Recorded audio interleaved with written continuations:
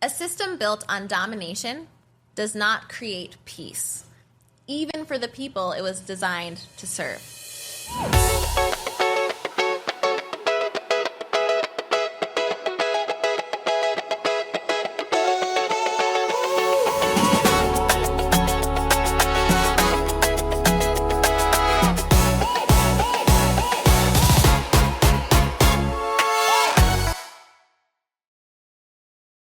Welcome back to the Revolution Resolution.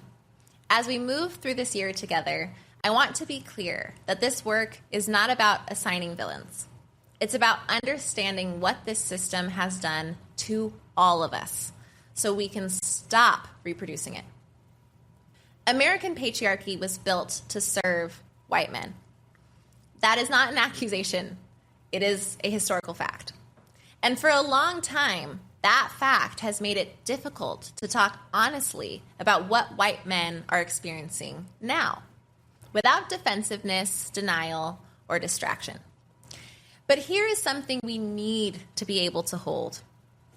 Even the people American patriarchy was designed to serve are being harmed by it. White men are experiencing deep isolation, high rates of depression, rising deaths of despair, widespread drug dependency, disconnection from their bodies, their emotions, and their communities. And instead of being taught how to heal, they are often taught how to externalize pain, to numb it, to dominate through it, to redirect it toward others.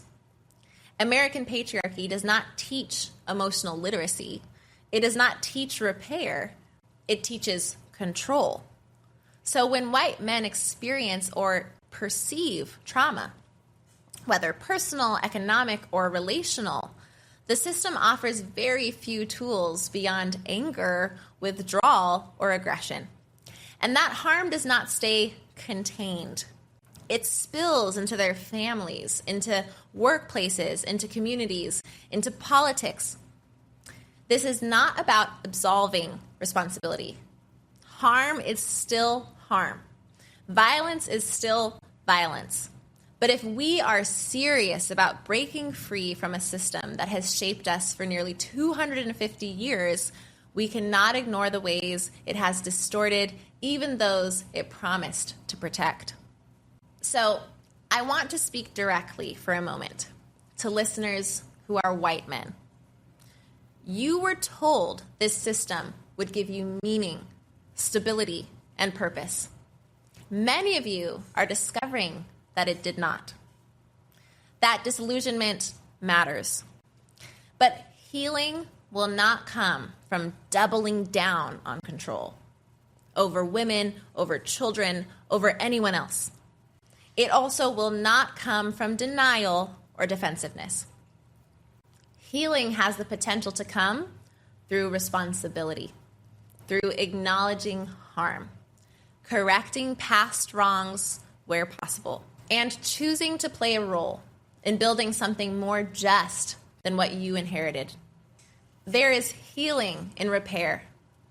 There is healing in accountability that leads to action. There is healing in refusing to pass the damage forward. American patriarchy offered dominance as a substitute for belonging. But real belonging has always required something different.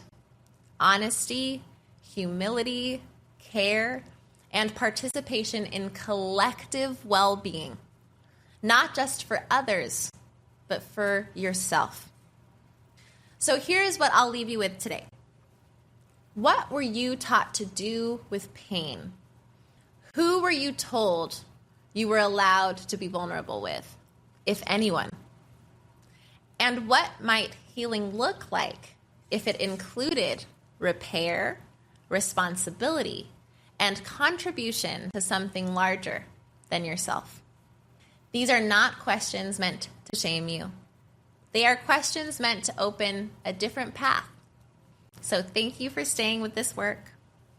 If this episode expanded your understanding of how the system operates and who it harms, consider sharing it and bringing others into the conversation. I'll be back soon. as we continue tracing what this system has cost us and what it will take collectively to finally let it go.